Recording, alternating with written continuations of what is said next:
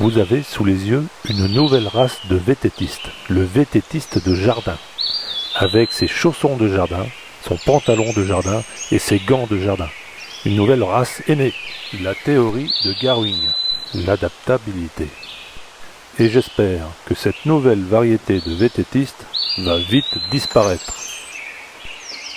Vous remarquerez que cette nouvelle race de vététistes s'entraîne au passage d'obstacles dans un écosystème réduit.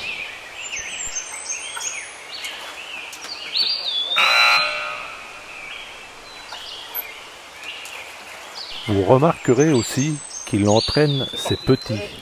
Le confinement terminé, ils seront rendus à la liberté pour faire du VTT dans la forêt des Bertranges.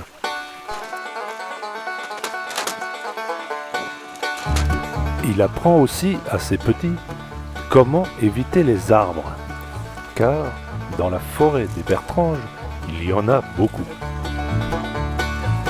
Cet exercice encore plus difficile consiste à passer sur une planche large de 11 cm, qui demande encore plus de concentration, d'où le manque de précision au début. Cet exercice consiste à bien tenir sa trajectoire et son équilibre lors de sentiers plus périlleux et techniques. Une autre espèce est venue leur rendre visite, sans se soucier du confinement.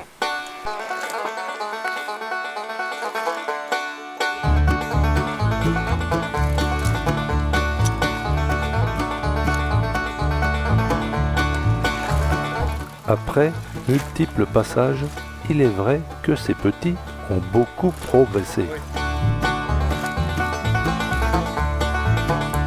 Maintenant, le même obstacle vu de profil, où l'on s'aperçoit qu'ils sont prêts à être relâchés après le confinement.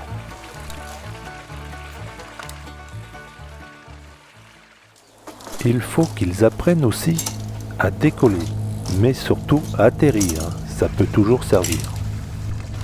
Les 130 kg du père, avec sa monture, n'auront jamais paru aussi légers. C'est la fin de la journée, il va falloir qu'ils retournent dans leur terrier. Malgré ce confinement réduit, ces quelques leçons sont tout de même fatigantes. Surtout, ne faisons pas de bruit pour ne pas les effrayer. Là, vous pouvez admirer un beau spécimen, 4 fois plus lourd que son VTT de 25 kg. Attention toutefois, il peut être féroce. Il s'agit du mâle dominant. Ces petits vététistes de jardin, les moiniporiens, se débrouillent déjà très bien. Ils seront bientôt autonomes à la fin du confinement.